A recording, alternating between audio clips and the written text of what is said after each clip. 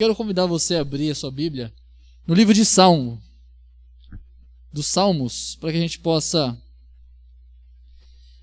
meditar sobre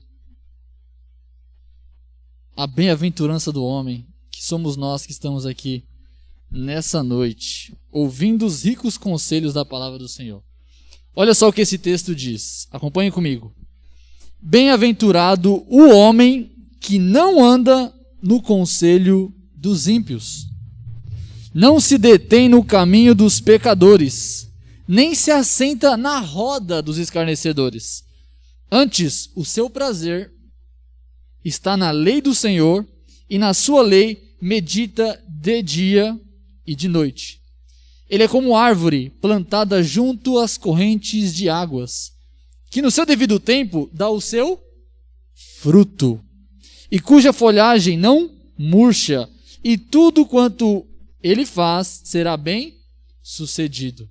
O ímpio não são assim, são porém como a palha que o vento dispersa.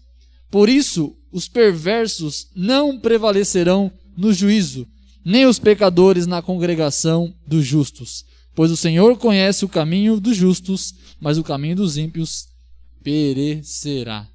Algumas coisas importantes que a gente pode salientar aqui nesse texto primeiro, que existe um prazer. Existe um prazer no cristão, existe um prazer naqueles que são chamados de justos por Deus, que foram justificados por Cristo, que engloba aqui especificamente a igreja, eu e você. A igreja tem um novo tipo de prazer. Se antes nós tínhamos prazeres da carne, agora nós temos os prazeres no espírito. E o prazer espiritual qual que é? É de estarmos aqui hoje. Por exemplo, por que a nossa satisfação está em virmos aqui nessa noite? É porque o prazer nosso está em ouvir e conhecer mais do Senhor. Ou seja, meditar na lei do Senhor de dia e de noite. Tenho certeza que nós temos o prazer de aprendermos da palavra do Senhor. Por quê? Porque nós foi colocado em nós um novo prazer. E isso faz com que nós demos frutos. Sejamos como uma árvore que é bem plantada junto a um ribeiro e dá muitos frutos.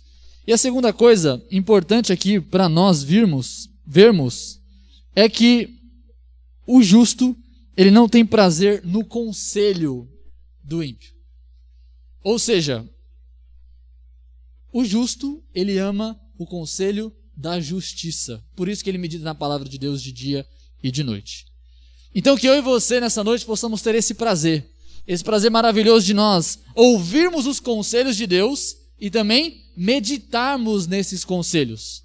Convido você a sua atenção ser voltada para a palavra de Deus, que você venha a esquecer todas as outras coisas que talvez te tiram a atenção, a você olhar para a palavra de Deus, a ouvir para o que Deus quer falar ao seu coração, e não o que passa no seu coração, na sua mente, perturbando talvez a sua vida agora, que não deixa você prestar atenção no que Deus quer falar com você. Então, foque para que você possa ser como uma árvore que é plantada junto aos ribeiros, e tudo quanto fizer prosperará. Amém? Vamos orar, vamos falar com Deus, iniciar esse culto glorificando o nome dele. Senhor Jesus, obrigado. Obrigado por nos plantar, Senhor, junto aos ribeiros da vida eterna. Junto, Senhor, do lugar onde nós temos satisfação, suprimento, que nós somos, Senhor, por Ti, regados, Senhor. Nós somos o Teu jardim e o Senhor cuida de nós de uma maneira tal que nós não desfalecemos, nós não perecemos, porque o Senhor está sempre ao nosso redor, sempre nos nutrindo com conselhos eternos da verdade, sempre, Senhor, nos ensinando sobre a Tua palavra, nos fazendo, Senhor, remoer e entender cada vez mais ela, Senhor, para podermos andar nos caminhos da Tua justiça. Nos ensina nessa noite, por esse prazer, colocarmos em prática a nossa vida de entrega total ao Senhor, de colocar a nossa atenção a cultuarmos a Ti, a colocar nosso coração a ter prazer em ouvir a Tua voz, a, Senhor, colocar nossos ouvidos disponíveis, Senhor, para entender e, Senhor, para acatar aquilo que o Senhor quer dizer para nós nessa noite.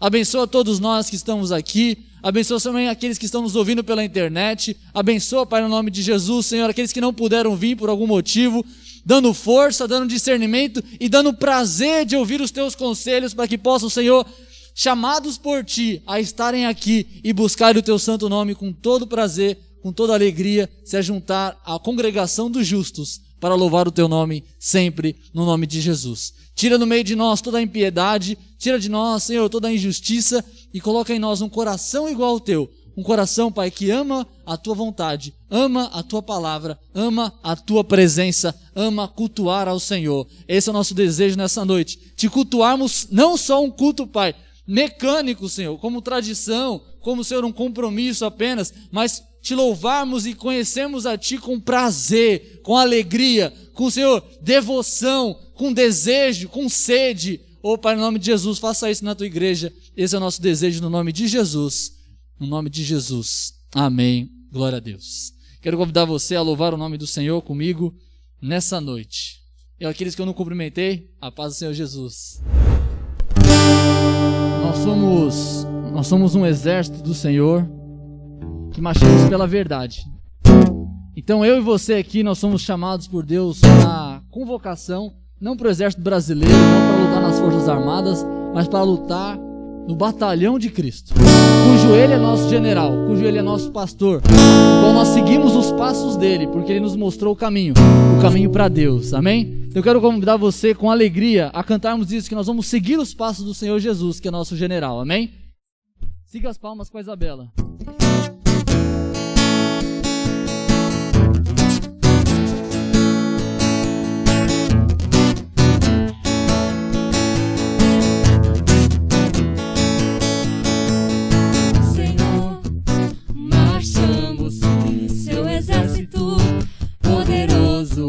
Sua glória será vista em toda a terra. Vamos cantar o canto da vitória. Glória a Deus, vencemos a batalha. Toda arma contra nós perecerá. Senhor, o nosso general é Cristo. Seguimos os seus passos.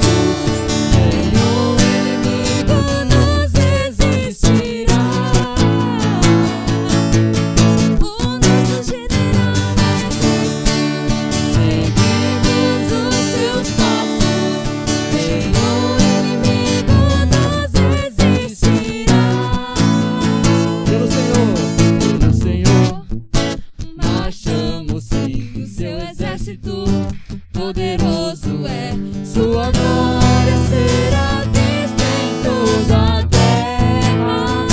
Vamos cantar. Vamos cantar o canto da vitória. Glória a Deus, vencemos a batalha. Toda arma contra nós perecerá.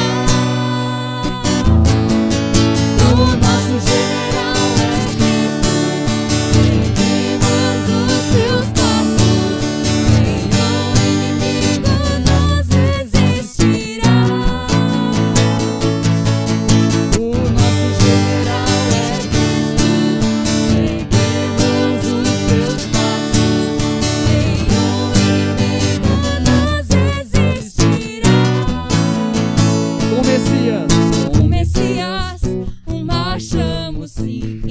Mãos, a chave da vitória que nos leva a possuir a terra prometida. Vamos cantar o canto da vitória. Glória a Deus, vencemos a batalha. Toda arma contra nós perecerá. O nosso general é Cristo. Seguimos os seus passos, nenhum inimigo nos resistirá. O nosso general é Cristo. Seguimos os seus passos, nenhum inimigo nos resistirá. Nenhum inimigo nos resistirá. Glória ao Senhor, glória a Deus. Ele é nosso general. É por causa dele que nós temos um caminho para Deus, temos um caminho livre para termos novamente contato com Deus. A humanidade perdeu isso por causa do pecado, mas Jesus conquistou isso para nós, amém? Então vamos entronizar esse Rei que nos salvou, que é digno de louvor.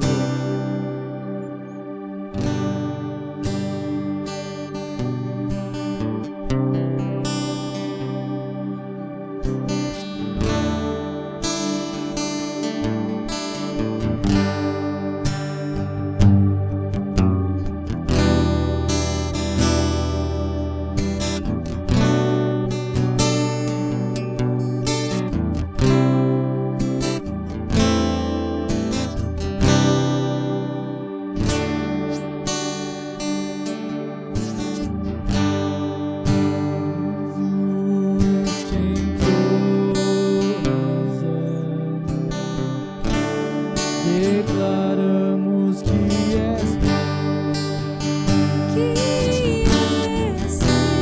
Tu estás no meio de nós. Te exaltamos com louvor. A Ti trazemos um trono de louvores. A Ti fazemos um trono de louvores. A Ti fazemos um trono de louvor. Ó, vem Jesus e toma o Teu lugar. Ó, vem Jesus e toma o Teu lugar.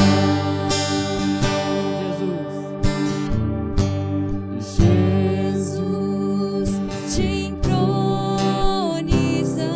Ele é nosso Rei. Declaramos que és Rei, que és Rei.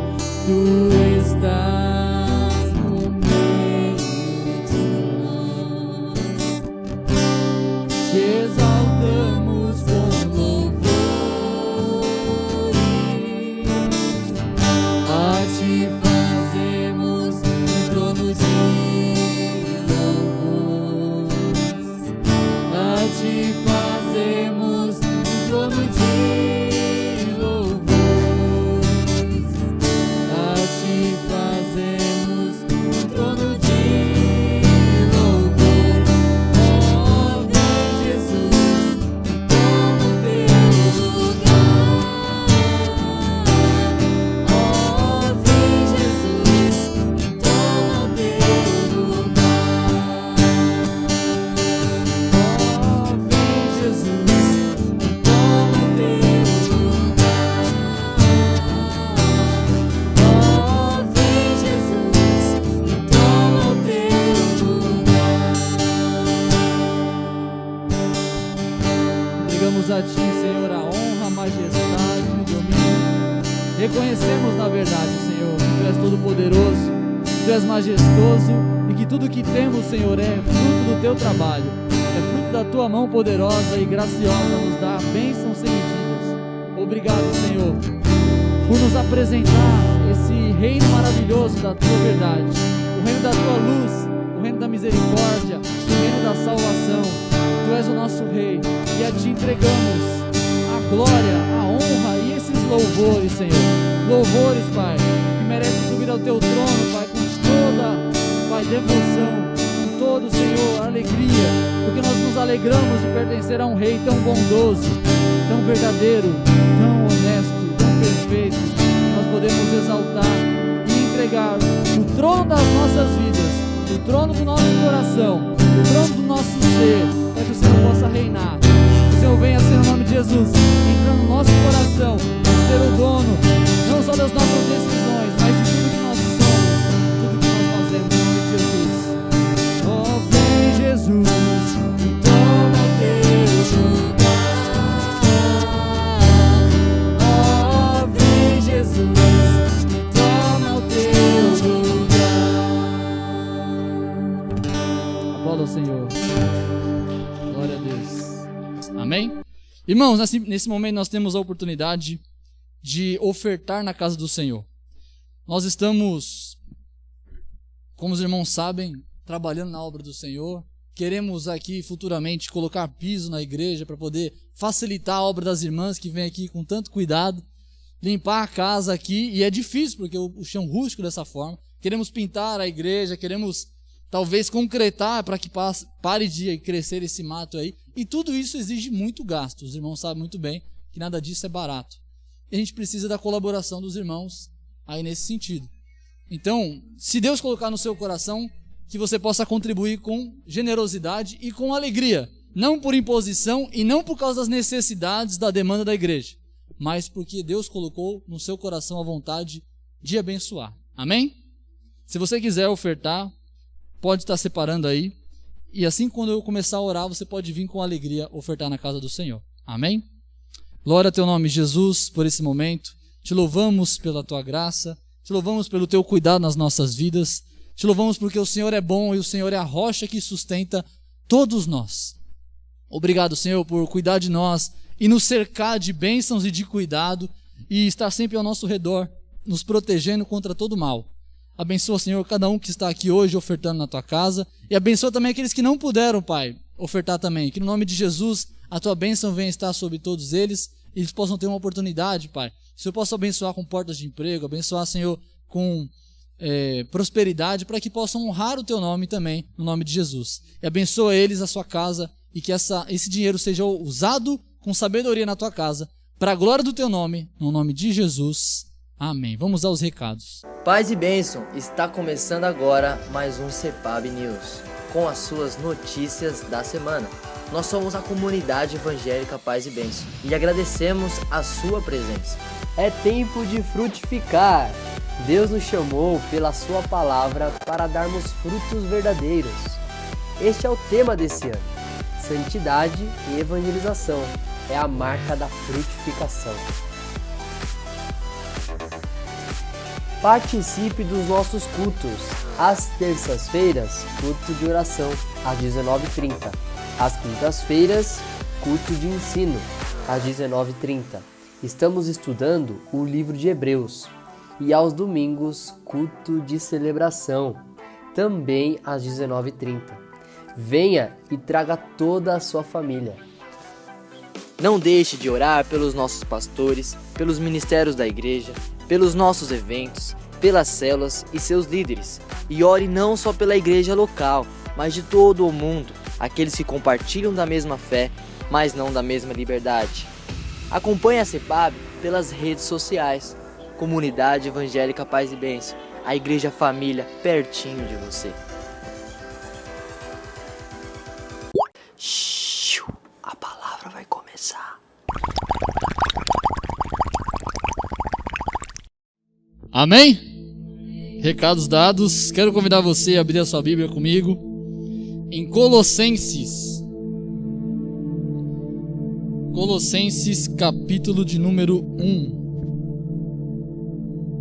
Diz assim o texto: regozijo-me agora no que padeço por vós, e na minha carne cumpro o resto das aflições de Cristo, pelo seu corpo, que é a igreja, da qual eu estou feito ministro segundo a dispensação de Deus, que me foi concedida para convosco, para cumprir a palavra de Deus, o ministério que esteve oculto desde todos os séculos e em todas as gerações, e que agora foi manifestado aos seus santos, aos quais Deus quis fazer conhecer quais são as riquezas da glória desse mistério entre os gentios, que é a Cristo em vós, esperança da glória.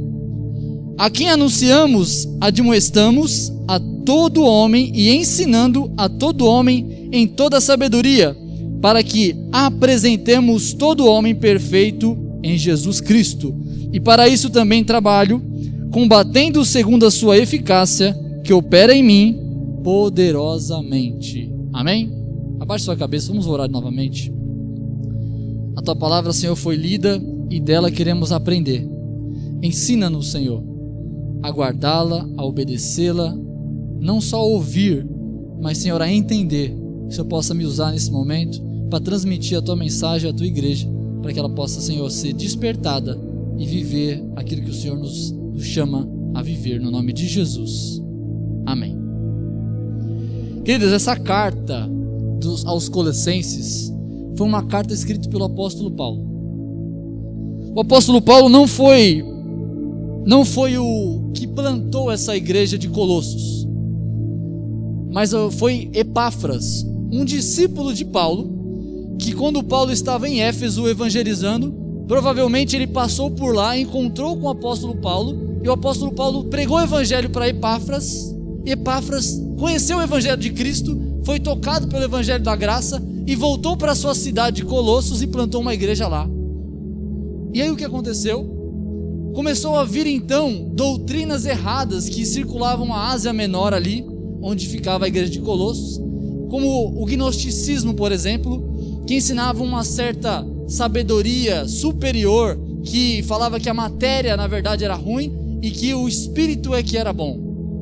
E chegou uma outra doutrina misturada com essa do gnosticismo, que era a ideia de que nós temos que guardar a lei, que era a ideia dos judaizantes, de que nós tínhamos que nos circuncisar e guardar a lei de Moisés para podermos ser salvos. E então Epáfras, que era o pastor dessa igreja, ele fica desesperado com essa heresia que está entrando dentro da igreja. Então ele pega e faz uma viagem gigantesca até Roma, de Colossos até Roma, para encontrar o seu discipulador, o apóstolo Paulo.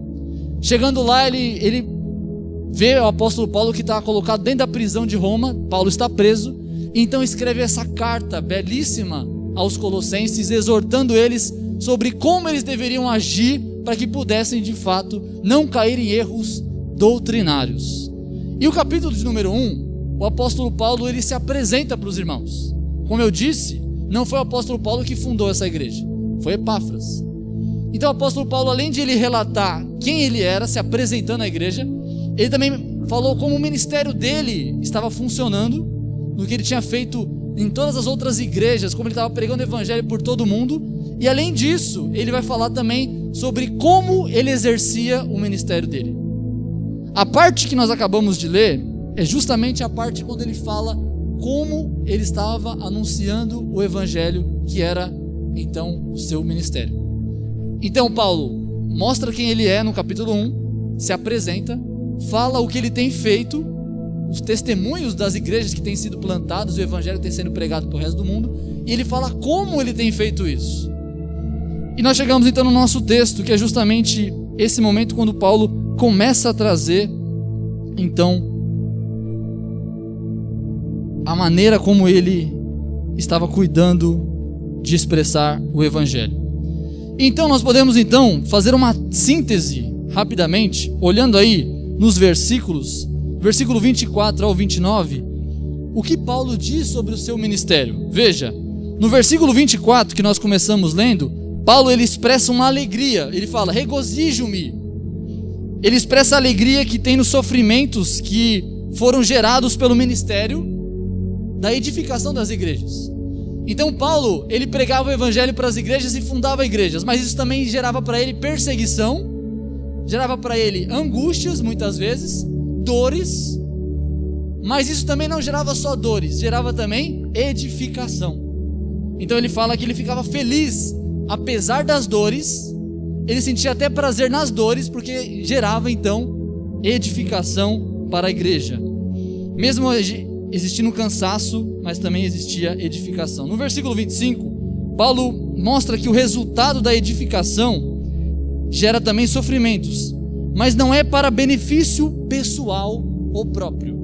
Todo o labor que Paulo usava para pregar o evangelho, toda essa vontade que ele permanecia sofrendo para poder edificar a igreja, não era para ele usufruir do benefício, não era para ele ter uma vantagem para si mesmo.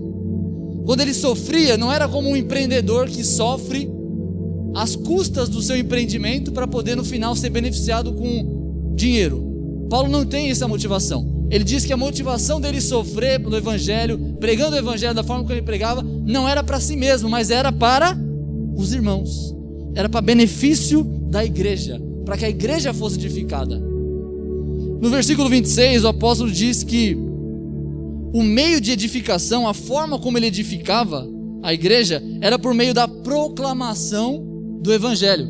Então, como é que Paulo edificava a igreja? Não era de qualquer maneira, não era fazendo campanhas, não era fazendo passeatas, não era fazendo qualquer outra coisa, era pregando o evangelho, que ele vai dizer assim, que estava oculto a todo mundo, que desde o princípio do mundo estava escondido, como um tesouro guardado. E então, na plenitude dos tempos se revelou e achamos esse tesouro. Ele começa então a compartilhar esse tesouro. Em outras palavras, o apóstolo Paulo é como aquele que abre o baú do tesouro e começa a distribuir às pessoas a bênção da vida eterna.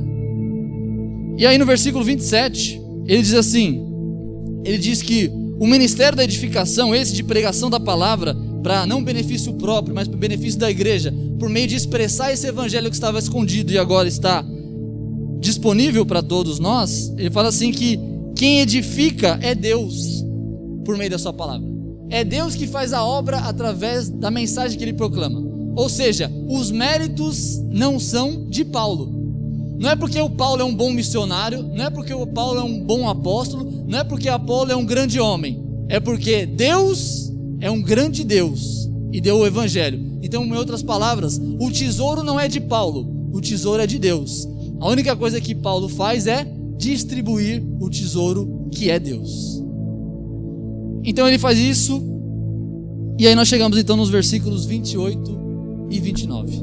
O versículo 28 e 29, ele é onde eu quero com vocês nessa noite começarmos a pensar a respeito dessa ideia. Qual é a ideia?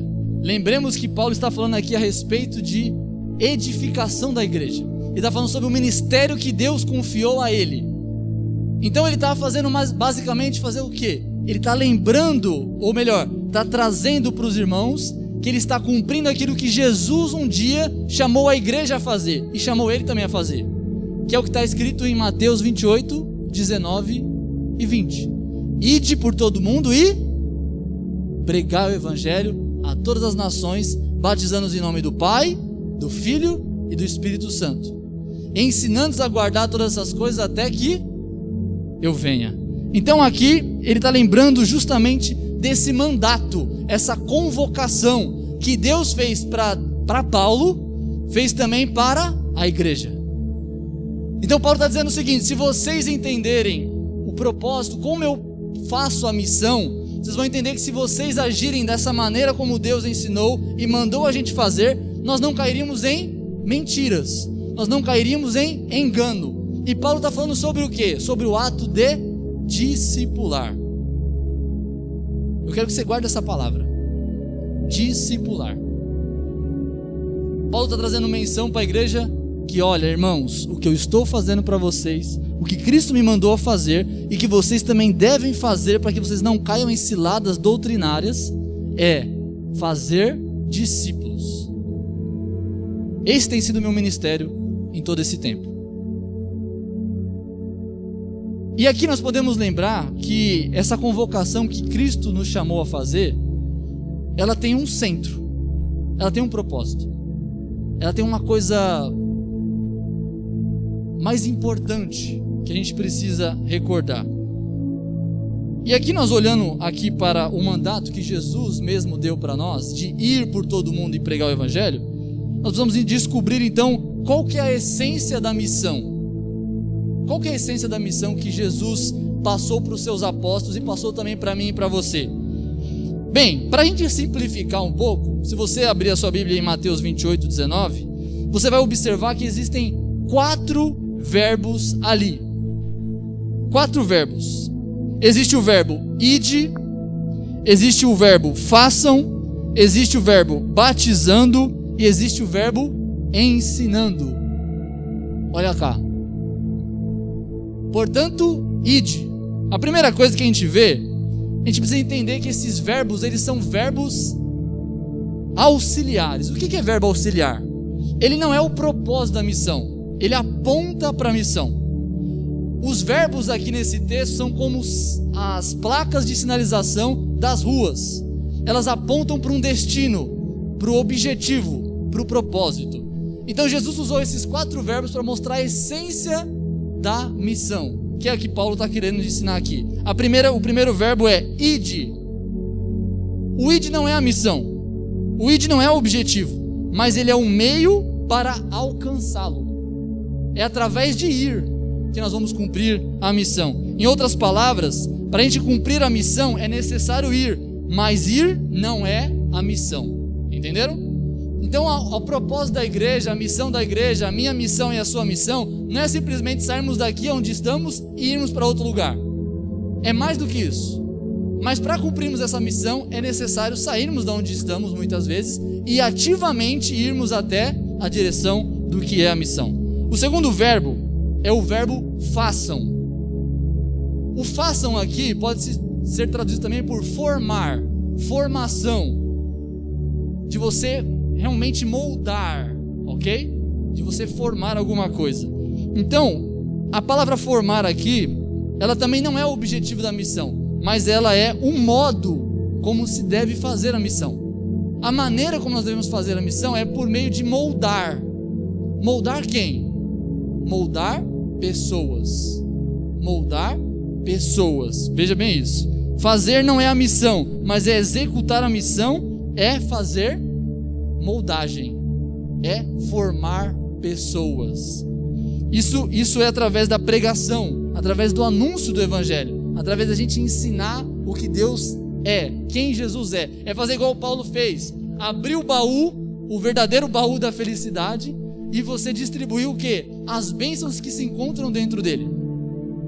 Esse é o formar. O terceiro verbo é o verbo batizar. Batizar também não é o objetivo da missão. Batizar é o resultado da missão. É porque nós vamos e nós formamos, é que também batizamos.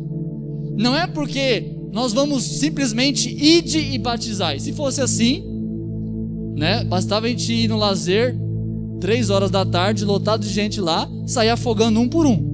Dava certo, acabou a missão.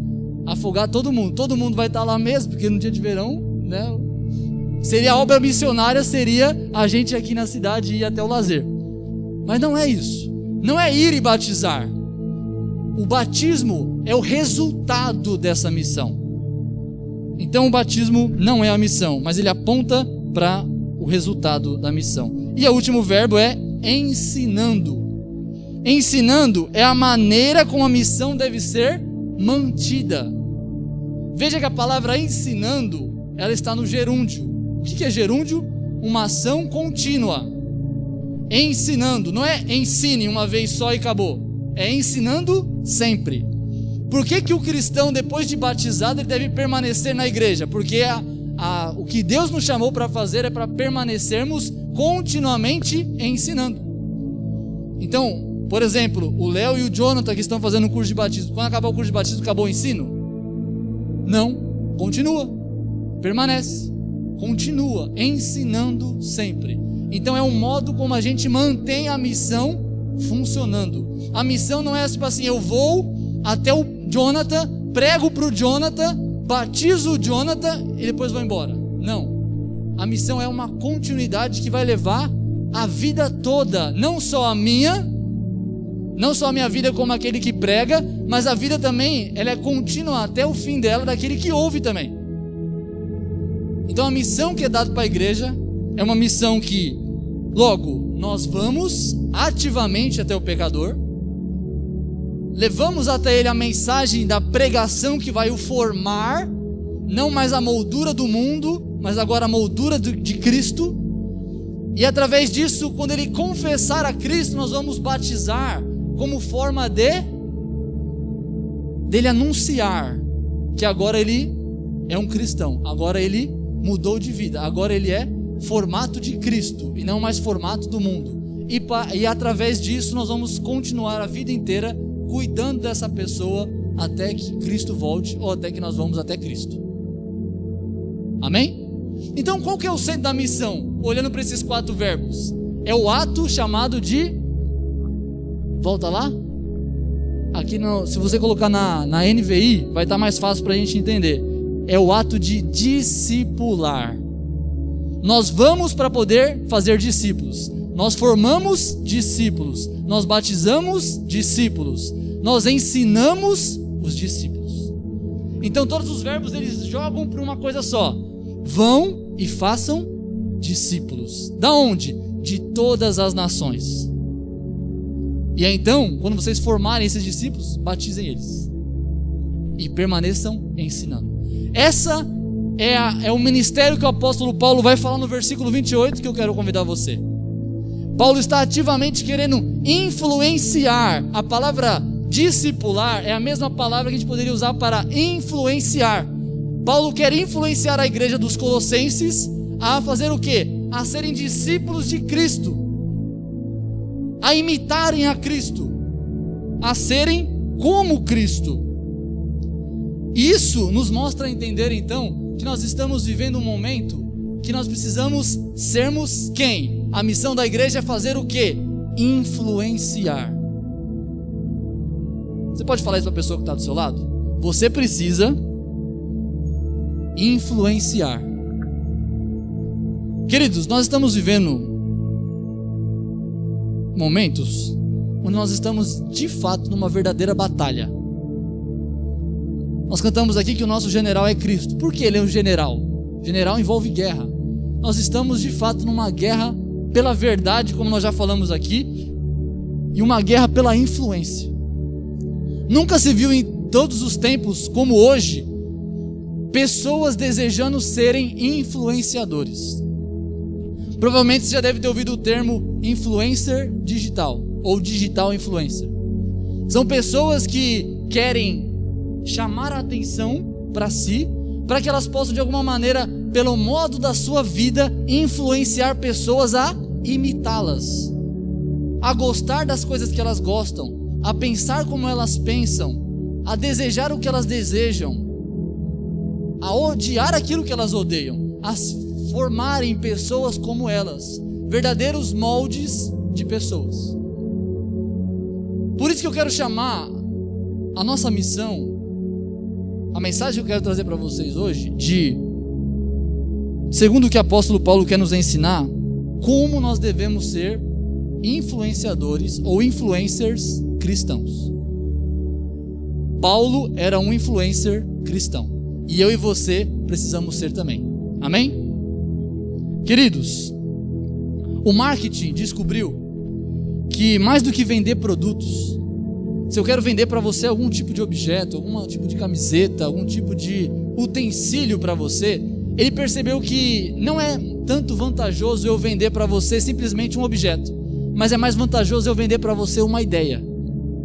Porque pessoas seguem pessoas. Pessoas são baseadas, a humanidade é baseada em referências. Nós precisamos de referências para viver. Tanto é que Jesus mesmo disse que nós precisamos viver segundo a referência de Cristo. Cristo deve ser a nossa referência de vida.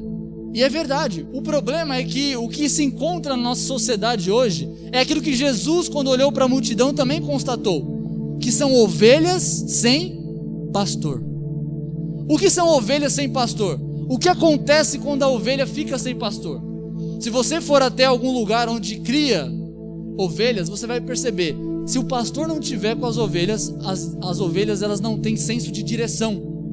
As ovelhas se perdem, elas se enfiam em buracos, elas correm, elas fogem com medo de qualquer coisa. Se elas não tiverem a referência do pastor, elas simplesmente se dispersam e se perdem e ficam muitas vezes em estado de choque, porque a ovelha tem muito sentimento. A ovelha é um animal que tem muito sentimento. Então ela se apega ao pastor, sente falta do pastor, e na ausência do pastor ela fica em estado de, como nós dizemos para nós, de depressão, tristeza extrema. Ela se perde nos seus próprios pensamentos. Assim é o cristão também quando ele está longe de Cristo. O cristão sem Cristo, ele fica perdido. Ele fica sem um lugar para olhar, para referenciar. Nós precisamos ser discipulados por Cristo. E agora o que acontece na humanidade é que está tendo uma guerra de influências. Quando as pessoas perdem Cristo de referência, elas pegam qualquer outro tipo de coisa como referência. O problema não está na referência, em termos referências. O problema está em que tipo de referência nós temos tido. Como eu disse, o marketing entendeu que é mais fácil eu vender uma pessoa representando uma ideia, e assim as pessoas, como seguidoras daquela, vão fazer como ela. Então eu coloco, por exemplo, um jogador de futebol, colocam ou então alguma personalidade de um movimento, seja qual for, que é popular no meio do povo, e aquele objeto automaticamente vai ser vendido por aquela pessoa representar aquele objeto. É mais lucroso, né? Dá mais lucro você vender uma ideia do que você vender apenas um objeto. E a pergunta que eu faço para vocês é a seguinte: antes de nós entrarmos no texto propriamente dito, precisamos refletir sobre duas questões, duas perguntas. A primeira pergunta é: quem tem te influenciado? Se eu perguntasse para você agora de bate e pronto, quem são as suas referências? Quem você admira? Quem você imita? Quem você tem por alguém exemplar? Alguém que você quer se tornar como? Quem seria? Qual seria a primeira pessoa, ou a primeira ideia, ou o primeiro filme, ou o primeiro livro, ou o primeiro personagem que viria na sua mente? Talvez você fez vários aí. Talvez você, como um cristão clichê, falasse: não, é Cristo. Mas isso na teoria. A questão é a prática. Talvez veio um jogador de futebol na sua mente. Eu queria ser como aquele jogador de futebol. Eu queria ser como aquele músico. Eu queria ser como aquele jogador que fez sucesso em determinado esporte ou jogo. Eu queria ser como tal escritor. Eu queria ser como um personagem de um anime.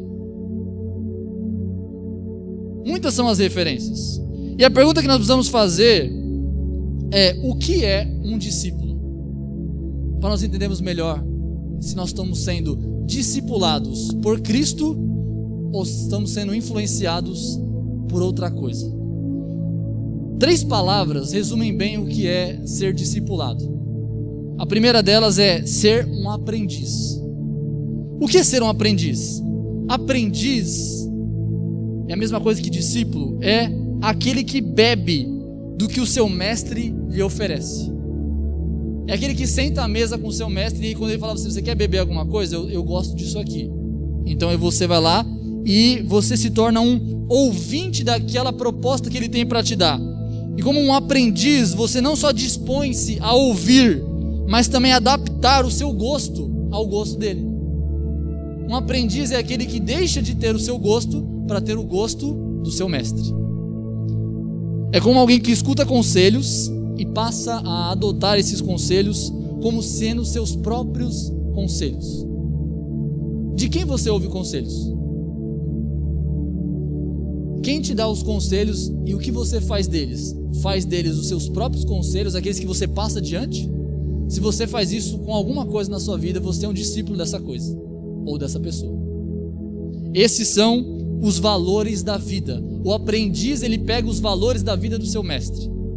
A segunda palavra que define um discípulo, quando você é discípulo de alguém, é quando, não só quando você é um aprendiz dela, mas quando você é um seguidor dela. Quando você segue. E o discípulo é o que não só adapta a sua vida aos valores da vida do seu mestre, mas também ele muda de rumo no sentido do seu mestre. Então, se você estava indo nessa direção, de repente você é influenciado por um mestre, você muda de rota. Você começa a seguir no sentido que ele quer levar ou que ele tem na vida dele. O discípulo é aquele que segue, que vai atrás, que fica fiscalizando e acompanhando o seu mestre aonde ele vai. Ele está junto, ele anda lado a lado. Nós usamos essa gíria hoje nas redes sociais. Você segue fulano de tal? É por quê? Porque você acompanha ele, não só com os olhos, mas no que ele faz no dia a dia. Isso é ser discipulado também. Esses são não só os valores da vida, mas também é o rumo da vida. O discípulo, ele muda o seu rumo da vida com o seu mestre. E o terceiro é imitar. Discipulado também é imitação. Imitação, aquele que imita, é aquele que deixa de fazer o que fazia, deixa de pensar como pensava, para pensar e fazer como o outro pensa e faz. Muda a sua forma, as suas opiniões. Muda não só os seus valores, mas muda também a sua forma de agir. Eu lembro de quando estava aqui, e os meninos vão lembrar muito bem disso daí. Quando nós íamos jogar futebol lá no Djanira, que todo mundo perguntava para mim e para o Wallace: vocês são irmãos? Não é? Vocês são irmãos? Vocês se parecem muito. Por quê? Porque o discípulo e o discipulador, o que acontece naturalmente é a imitação. A aparência fica parecida. A maneira de falar começa a se tornar igual. A maneira de agir começa a ser parecida. E aí até a fisionomia, que muitas vezes não tem nada a ver uma com a outra, mas por causa do jeito, da maneira de falar, da maneira de agir, parece que é semelhante. Parece que é o mesmo. Basta você lembrar Jesus, quando vai ser encurralado pelos soldados romanos, junto com o pessoal dos sacerdotes, para pegar e levá-lo para ser condenado. O que acontece ali? Judas tem que identificar quem é Jesus no meio dos discípulos. Por quê? Porque entre Jesus e os 12 discípulos, a aparência era quase que a mesma. Eles andaram por 3 anos e meio discípulos de Jesus, então eles tinham a cara de Jesus, a maneira de falar como Jesus, de se comportar como Jesus e até de se vestir como de Jesus. O discipulado envolve não só aprendizado, não só seguir, estar junto, mas também imitar. Quem você tem imitado? Quem você tem seguido? O Evangelho nos chama a atenção. O que nós precisamos notar é que nós somos chamados a ser discípulos de Cristo. Nós somos chamados a sermos imitadores de Cristo. Eu e você somos chamados, antes de fazermos discípulos, nós somos chamados a quê? Sermos discípulos de Cristo. Eu e você temos que andar como Cristo andaria, agir como Cristo agiria, pensar como Cristo pensa. Precisamos falar, aprender o que Cristo ensina. Esse é o verdadeiro discipulado que Cristo chama a igreja para ser. A primeira pergunta é: quem nos tem influenciado? E a resposta que o cristão deve ter não é o influencer digital, não é o jogador, não é qualquer pessoa, mas é Cristo. Cristo precisa ser aquele que muda o meu rumo, aquele que dá os meus valores de mundo e aquele também que faz a minha maneira de viver um sentido. Esse é o cristão. Esse é o que o cristão faz. Mas veja, a Bíblia nos diz que nós temos que ser discípulos de Cristo. Esse é o nosso alvo. Mas a Bíblia também diz que existem pessoas que expressam Cristo de uma maneira tal que nós poderíamos imitá-las naquilo que elas imitam a Cristo. Veja, o apóstolo Paulo chega aos irmãos de Coríntios, na primeira carta, e ele fala por 2 vezes para que a igreja de Corinto imitasse a ele. Por que Paulo faz isso? Será que Paulo queria tomar o lugar de Cristo? Não. Se você olhar, por exemplo, 1 Coríntios 4,16, ele fala assim: admoesto-vos, ou então, exorto-vos, eu corrijo vocês, portanto, que sejam meus imitadores. Ele está falando para a igreja: vocês têm que me imitar. Mas aí, imitar Paulo no quê? Paulo responde na sua segunda afirmação, no capítulo 11, no versículo 1, ele fala assim: sede meus imitadores. De novo Paulo, sim, mas ele fala assim: como eu também sou de Cristo. Em outras palavras, nós temos que ser discípulos de Cristo, mas existem pessoas que foram vocacionadas, porque são cristãos, a fazerem discípulos. Então essas pessoas vão e devem influenciar a nós, na maneira de viver, a imitarmos ela naquilo que for pertinente a Cristo, não pertinente a elas. Então, aquele que foi chamado, o cristão que é chamado a cumprir essa missão de evangelizar, ele chega até você e traz o evangelho, prega a mensagem do evangelho para você, como aconteceu com vocês. Aquilo que essa pessoa tem de cristão, tem de Cristo dentro dela, você pode e deve ser imitador dela. Porque, em outras palavras, você vai estar imitando a quem? A Cristo. Nós somos chamados a imitar a Cristo. E Cristo deixou pessoas para nós termos referências. Então o cristão não deve ter só cristãos como referência para si. Não basta você abrir o seu Facebook, abrir o seu Instagram, abrir o seu Twitter e você ser seguidor de diversos cristãos. Não basta ser cristão, tem que ser um cristão que exale a Cristo de modo que você possa imitá-lo. Se ele não for realmente um cristão, não tem o que você imitar dele. Se ele realmente for um cristão, ele vai exalar a Cristo e isso vai te influenciar a ser um melhor cristão. Então existem pessoas, referências, para que nós possamos ser discípulos. E nós devemos ser discípulos naquilo que elas são iguais a Cristo. Amém? A primeira pergunta foi, que nós acabamos de responder: quem está nos influenciando? Essa é a primeira pergunta. Mas não basta nós apenas descobrirmos que temos que imitar pessoas e, em última instância, Cristo como nosso discipulador maior, como nosso mestre. Mas existe uma segunda pergunta. E a segunda pergunta é a seguinte: quem você tem influenciado? Se primeiro você foi influenciado pelo Evangelho de Cristo, agora a pergunta é outra: quem você tem influenciado? Quando você está na sua caminhada cristã e você olha para trás, quem está te seguindo? Quantas pessoas estão te seguindo? E a pergunta é mais além do que apenas estar te seguindo. Talvez eu perguntasse para você: eu tenho muitas pessoas me seguindo no Facebook. Não é essa a pergunta. A pergunta é: quantas pessoas você tem influenciado através da sua vida? Você, como um discípulo de Cristo, que imita a Cristo, quantas pessoas têm visto a Cristo em você para que elas possam te imitar e serem discípulos teus? Quando você olha para trás, você vê pessoas que você influenciou para a fé cristã? Ou você não vê ninguém? Ou se você vê pessoas te seguindo, elas estão te seguindo por causa de Cristo ou por causa das suas características? Porque aí não conta. Quem você tem influenciado? Afinal de contas, esse é o propósito da missão. É ser influenciado em primeiro lugar por Cristo e pelos que representam a Cristo na sua maneira de viver.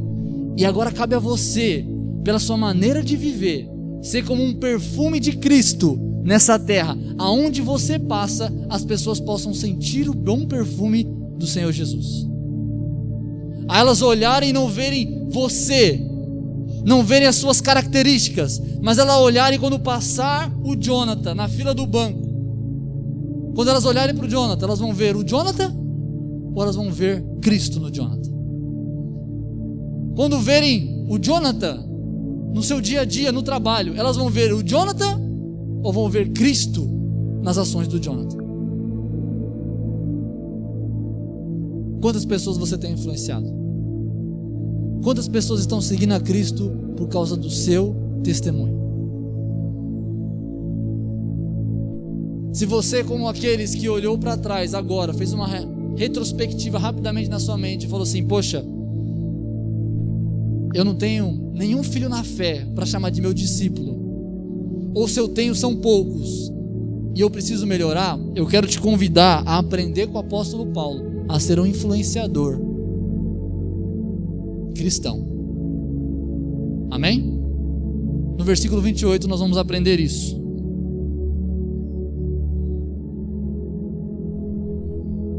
Olha o que o texto diz. Paulo vai dizer aqui a respeito de como ele fez para influenciar de forma positiva, discipular a igreja que ele tem fundado através do seu ministério. Ele vai dizer assim, o qual nós anunciamos. Primeira palavra é anunciamos. Como que eu e você devemos fazer discípulos? Como eu e você devemos influenciar essa nação? Como eu e você precisamos chegar até as pessoas, ir e formar nelas discípulos? Como? A primeira coisa é anunciando. Anunciando o quê? Aquele tesouro que Paulo disse que Cristo revelou para ele através da sua pessoa, e que ele seria um distribuição do tesouro da vida eterna em Cristo Jesus. Esse deve ser o motivo do nosso anúncio. Esse deve ser o produto do meu e do seu anúncio. Chegarmos para o mundo e dizermos: Cristo morreu na cruz para levar os meus e os seus pecados, portanto tu és um pecador e precisa se arrepender. O que eu e você temos que anunciar para influenciar pessoas é a verdade do Evangelho. Não basta você ter um carisma maravilhoso, não basta você ser uma pessoa muito dinâmica, não basta você ser uma pessoa super agradável na comunicação e na presença. Eu estava vendo ontem, por exemplo, ilustrando um pouco do que a gente vê nas redes sociais, estava assistindo Chiquititas ontem, e tinham duas meninas brigando para ser famosa nas redes sociais. E elas diziam: eu tenho mais like, eu tenho mais compartilhação, eu tenho mais seguidores, eu tenho mais não sei o que. E elas iam disputar um certo torneio, onde elas iam apresentar ali, elas tinham que ter algumas qualidades. Elas tinham que ser inteligentes, por exemplo, elas tinham que ter, por exemplo, carisma, elas tinham que ter habilidades, hobbies, tinham que ter uma boa roupagem, uma boa aparência, para poderem se destacar e terem mais seguidores. O problema não é tentar agariar seguidores, o problema é para quem nós estamos agariando seguidores, para nós ou para Cristo. O problema é justamente esse, porque nós precisamos influenciar não por aquilo que nós somos, mas por aquilo que Cristo é em nós. É expressando a vida de Cristo nas nossas ações, a sermos como chamas acesas, andando pelas ruas dessa cidade, onde todo mundo que passe, seja inevitável ele sentir a radiação do poder de Deus nas nossas vidas. O poder da santificação, o poder da alegria da salvação, o poder do regozijo, o poder de, apesar dos sofrimentos, vivemos uma vida de alegria no Senhor. É isso que deve expressar em mim e você. Não é o corte seu de cabelo, o estilo da roupa, o tipo de boné que você usa, o tipo de sapato, quanto dinheiro você tem, que tipo de carro você anda. Isso não importa. O que importa é, quando as pessoas olham para você, elas te seguem pelo que você tem ou por quem Cristo é em você. Elas compram o seu Cristo ou a sua pessoa. Nós temos que formar discípulos, e isso só pode ser feito se fizermos através de Cristo. Paulo disse certa vez o seguinte: se eu quisesse agradar todo mundo, eu não seria servo de Cristo. O que ele está dizendo? A minha maneira de fazer discípulos não é a maneira que agarie mais pessoas, é a maneira que agrade a Cristo, e as pessoas vejam em mim Cristo. Pouco importa se elas vão aceitar ou não, mas todas que vierem, virão por causa de Cristo. Cristo deve ser o centro das nossas vidas. Cristo deve ser o centro do nosso anúncio, deve ser o centro do nosso viver, para que possamos fazer discípulos. Isso é um ato de frutificação, queridos. Se nós queremos frutificar no ano de 2021, 22, 23, até a consumação dos séculos, precisamos aprender a viver Cristo e as pessoas olharem mais para Cristo do que para nós. O centro da atenção que deve as pessoas fazerem, elas quererem olhar e te seguir, não é para a capacidade intelectual que você tem, não é pelo quanto bonito você é ou estiloso, mas pelo Cristo que você anuncia na sua vida. A segunda coisa que nós precisamos fazer para sermos bons discípulos, bons influenciadores, como Paulo nos ensina aqui, é através do advertindo. Olha só, através do exortando. Advertindo e exortando são sinônimos. É o quê? O que é exortando? É chamando para perto, é aconselhando, é andando junto. Não basta eu chegar até o Jefferson, lhe anunciar uma mensagem e nunca mais vê-lo na minha face da vida, pelo resto da minha vida. O discipulado verdadeiro que Cristo chama eu e você é de irmos, anunciarmos, mas andarmos junto, ficarmos lado a lado. O discipulado antigamente, sabe como é que era? Quando o discípulo decidia andar com o seu mestre, ele saía da sua casa e ia morar com o seu mestre. Não é à toa que os discipulados mais eficazes são aqueles de fato que as pessoas estão diuturnamente juntas. Qual é o discipulado mais importante, que dá mais resultados? É o casamento, por exemplo. Eu e minha esposa vivemos falando como que nós pegamos uma coisa do outro, como que a gente imita um outro, como nós mudamos desde o início que casamos até agora. Por quê? É um discipulado, é um andar junto, é um exortar, é um admoestar o tempo todo, é corrigindo, é andando junto, é fortalecendo, é ajudando, é caminhando. Se você quer fazer discípulo, a primeira coisa que você precisa fazer é ir até ele e anunciar o evangelho. Segunda coisa, você precisa acompanhá-lo, ficar junto, perto dele. E aqui eu dou uma dica: faça amigos com propósito. O que é fazer amigos com propósito? Com propósito de compartilhar a Cristo. Talvez tem várias pessoas que você hoje se relacionam, e talvez no mundo cristão muitas vezes você conhece mais crente do que ímpio. Então o que você deve fazer? Faça uma amizade com propósito. Fala assim: eu vou me aproximar dessa pessoa para poder pregar o evangelho para ela,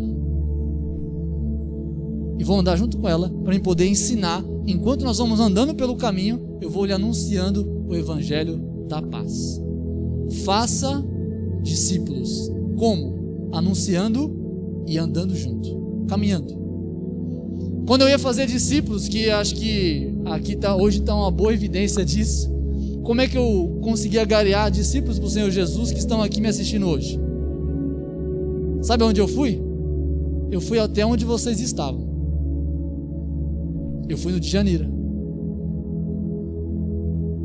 Eu fui no Morbeck. Fazer o que lá? Influenciar.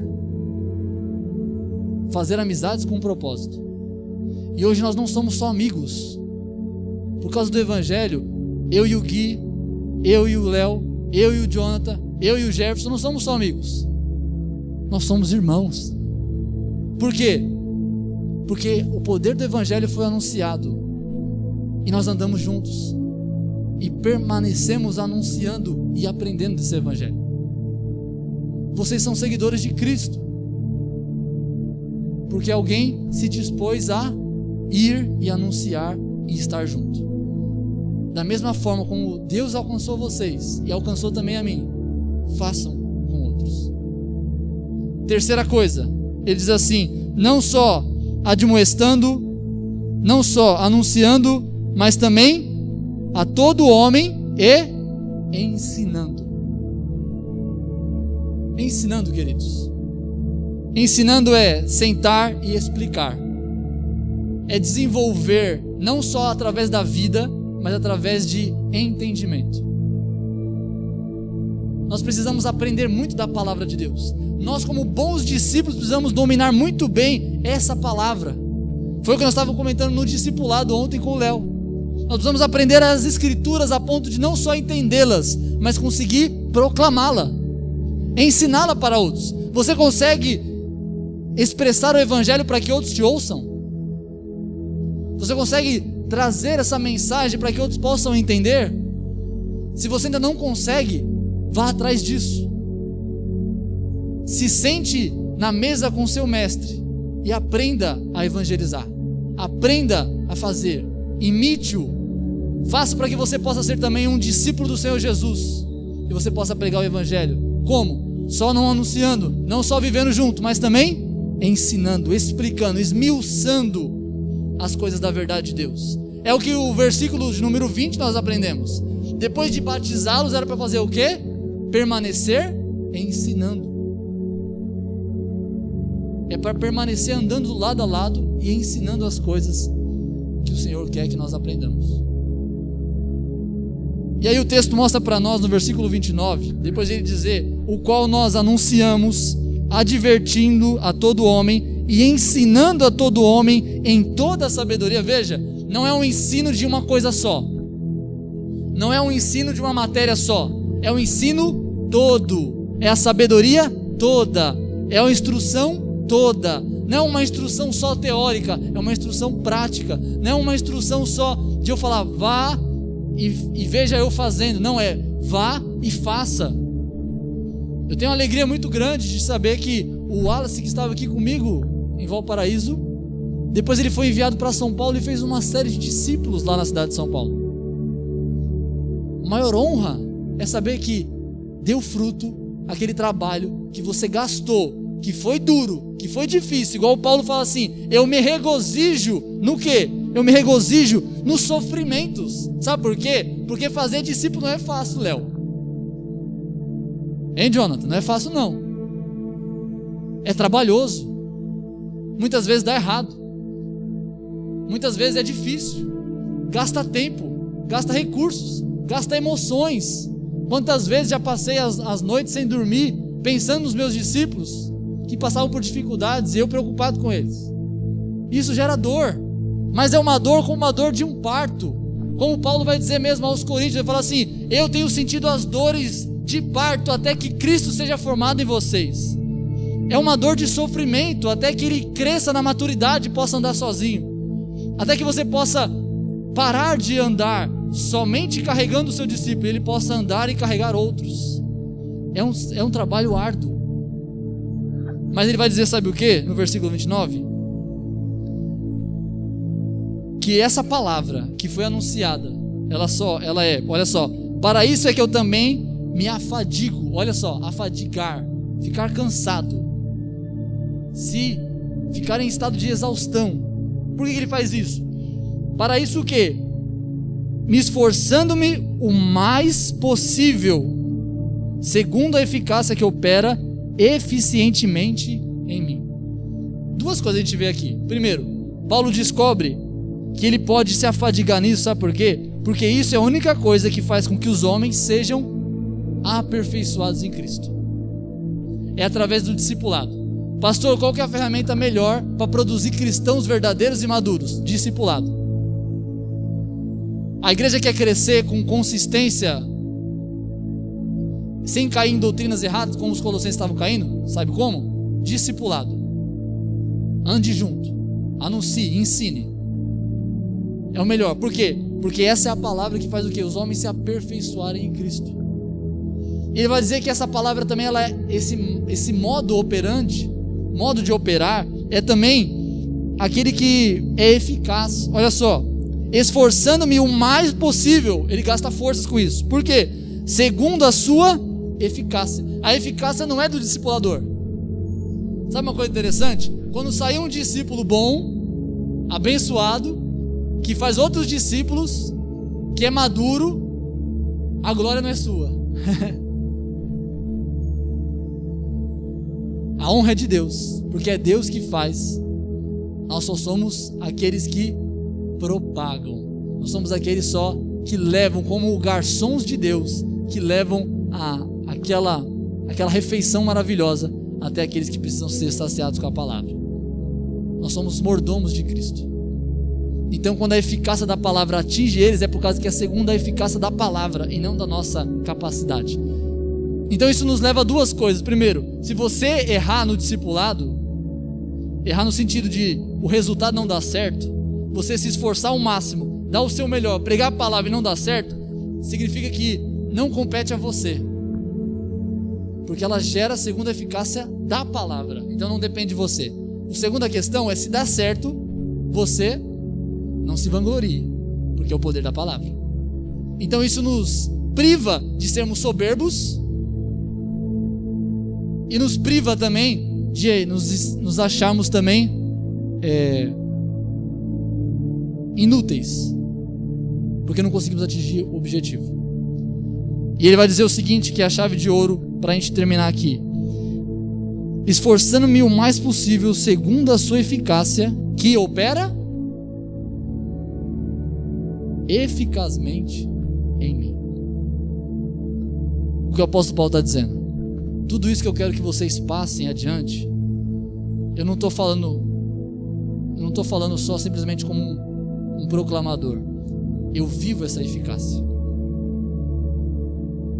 O discipulador, aquele que quer cumprir a ordem que Cristo deu para mim e para você, nós como soldados desse Senhor, nós queremos influenciar esse mundo com a verdadeira doutrina de Deus. Precisamos entender que nós precisamos primeiro sermos eficazmente tocados por ela.